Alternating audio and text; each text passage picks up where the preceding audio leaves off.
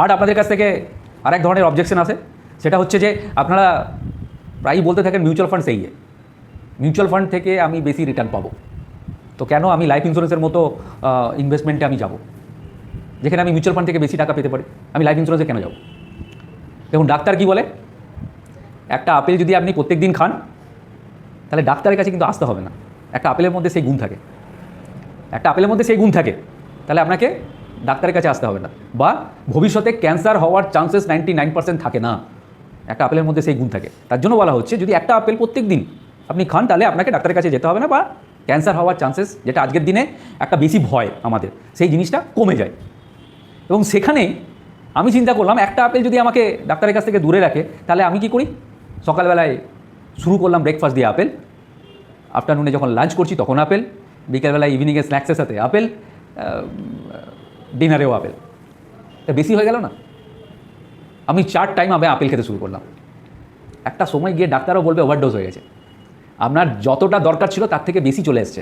আপেলের মধ্যে যে গুণটা ছিল সেই গুণটার মধ্যে যতটা দরকার ছিল, একটা আপেল খেলে ততটাই দরকার ছিল, আপনি সেখানে 4টে করে আপেল খেয়ে নিয়েছেন, ওভারডোজ হয়ে গেছে।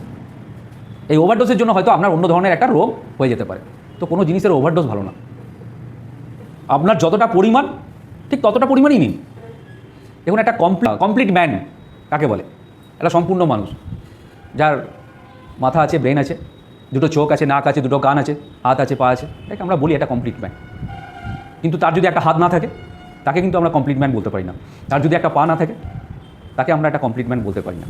ঠিক সেরকম একটা কমপ্লিট পোর্টফোলিও কাকে বলে, কমপ্লিট পোর্টফোলিও তাকেই বলে যে পোর্টফোলিওর মধ্যে লাইফ ইন্স্যুরেন্স, হেলথ ইন্স্যুরেন্স, আপনার পিপিএফ, আপনার রিটায়ারমেন্ট স্কিম, আপনার মিউচুয়াল ফান্ড, আপনি স্টক মার্কেটে যদি কিছু ইনভেস্টমেন্ট করেন সেখানে, এই সব জিনিসগুলো যদি থাকে তাহলে বলা হয় একটা কমপ্লিট পোর্টফোলিও।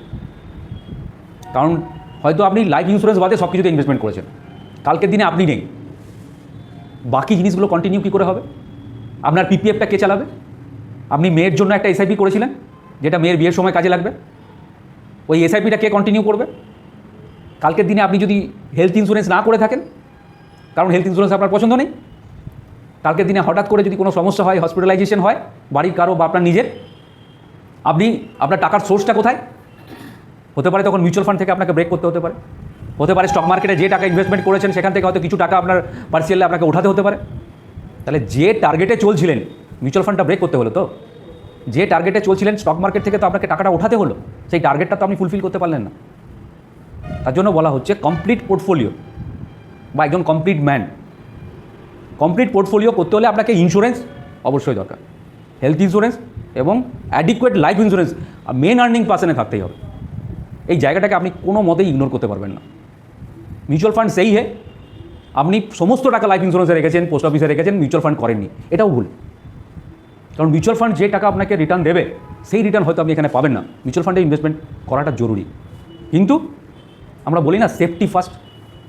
আমরা যখন গাড়ি কিনতে যাই তখন দেখি তো সেই গাড়ির সেফটি রেটিং কত, ওই গাড়ির মধ্যে এয়ার ব্যাগ কতগুলো আছে, ওই গাড়ির বিল্ড কোয়ালিটি, আমরা এখন তো দেখি ওই গাড়ির বিল্ড কোয়ালিটি কীরকম, গাড়ির সেফটি রেটিংস কী বলে ওটা, হ্যাঁ কত স্টার রেটিং আছে, আমরা এটা তো দেখি। দেখার পর গাড়িটা কেনার একটা চিন্তাভাবনা মাথায় রাখি।